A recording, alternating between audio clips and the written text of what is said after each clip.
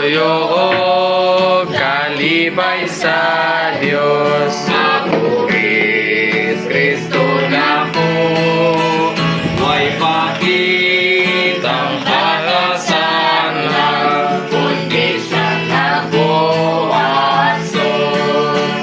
Tuyo o kalipay sa Diyos. Kristo isulod ako, Piligaya na pagbuhat, kundi Kristong tanan ko.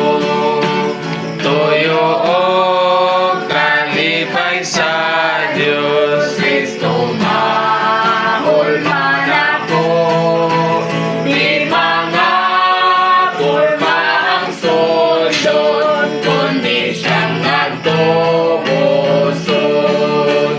Tuyo o kalipay sa Diyos.